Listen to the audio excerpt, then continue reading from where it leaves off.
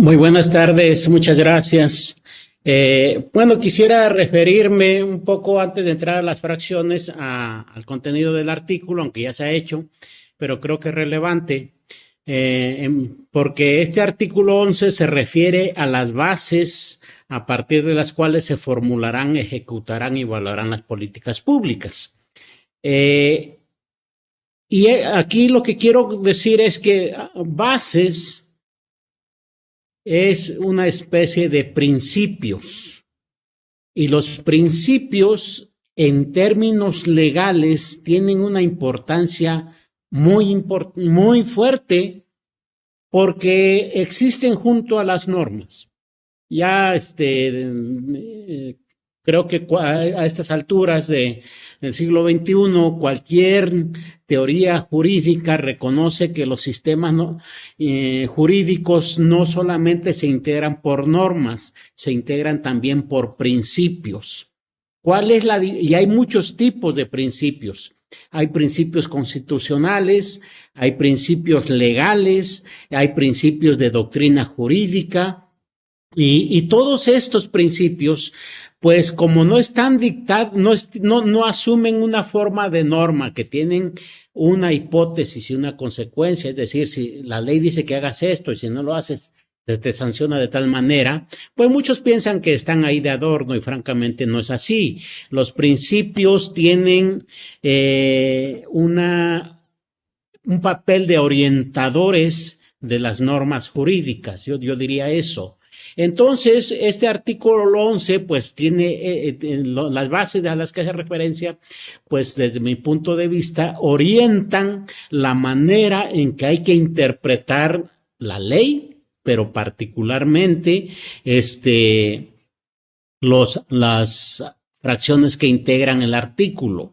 Dicho esto, paso a la fracción 20, que dice que la preservación de las lenguas indígenas, su reivindicación, inclusión y uso en todos los ámbitos de las humanidades, la ciencia, las tecnologías y la innovación, deben ser en confluencia con el español y las lenguas extranjeras. En esta fracción, el artículo 11 está dando una categoría similar al español y a las lenguas extranjeras en relación con la producción, la difusión, el uso de los conocimientos científicos, de la innovación tecnológica y esto.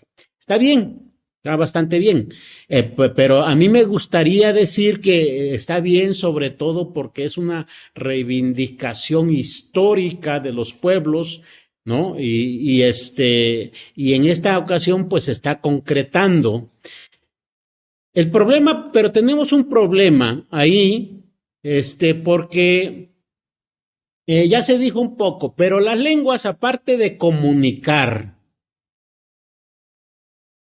todos sabemos también, pues comunican, sí, pero también nos dan a conocer una idea que hay del mundo según quienes usan estas lenguas.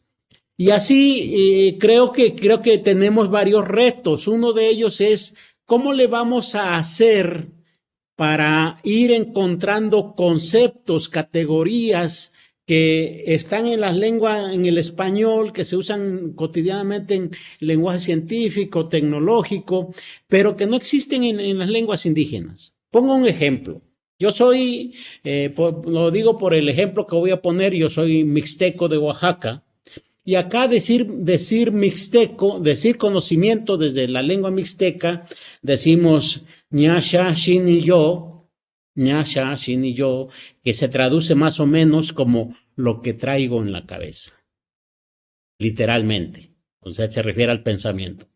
Pero si uno le dice ñasha, shinin con N, pues ya dice lo que traigo en el corazón.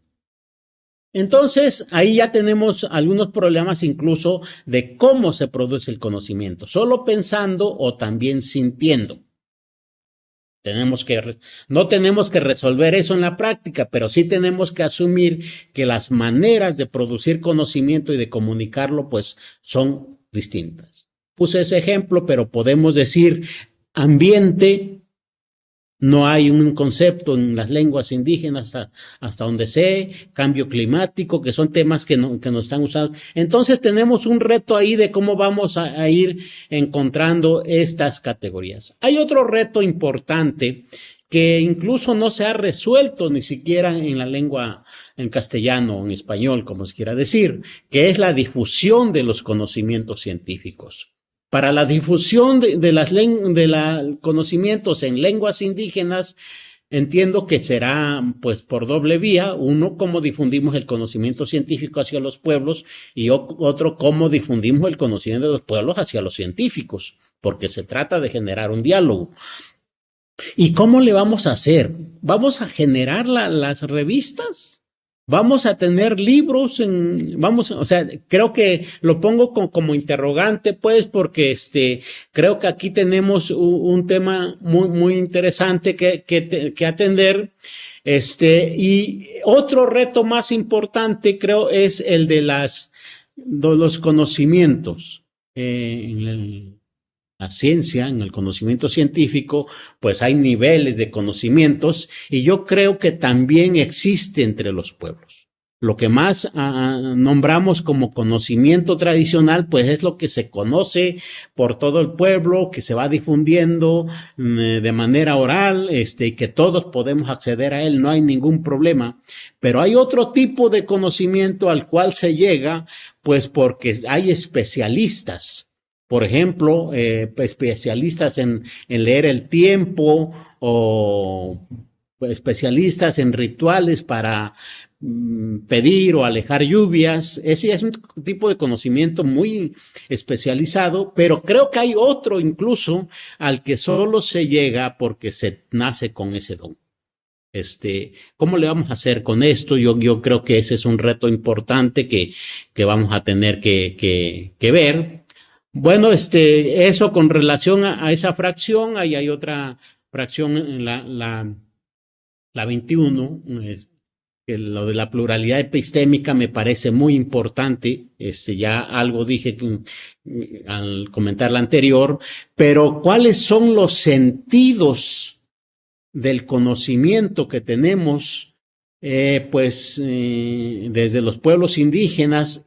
Pongo el ejemplo que se ha trabajado mucho, la compañera Amparo Sevilla, que me han antecedido, también lo ha trabajado mucho, medicina tradicional. Pues hay una diferencia fuerte entre la medicina tradicional y la medicina alópata, por ejemplo. O sea, sí es cierto, las curanderas usan hierbas, recetan tés, pero también recetan formas rituales de usar estas. Entonces tiene otro sentido. No solamente Doctor, se curan síntomas. Me quedan 2 minutos, por favor. Sí, gracias. Y entonces tenemos esos problemas con relación al tipo de conocimientos, el sentido de ellos, la manera en que se producen, no es la misma. Y el último tema, pues, es la protección de este conocimiento. Aquí se enuncia que se protegerá el conocimiento. Sí, está bien que se anuncie acá, pero no es la ley, esta ley en donde se debe proteger. Hay leyes en donde especiales sobre esta materia, por ejemplo, la Ley Federal de Derecho de Autor, la Ley Federal de Protección a la Propiedad Industrial, la Ley Federal de Protección al Patrimonio Cultural de los Pueblos, como dije, que no dicen nada. No dicen nada al respecto, pero además, pues ha habido una reticencia fuerte de las empresas farmacéuticas para el reconocimiento real, que por el tipo de conocimiento que es, no puede ser el que ofrecen estas leyes. En el ámbito internacional se ha reconocido que lo que se tiene que hacer es una protección sui generis. ¿Qué es esto? Pues una protección especial por la naturaleza y por el carácter colectivo de estos. Pues eso es lo que puedo decir sobre estas fracciones. Muchas gracias.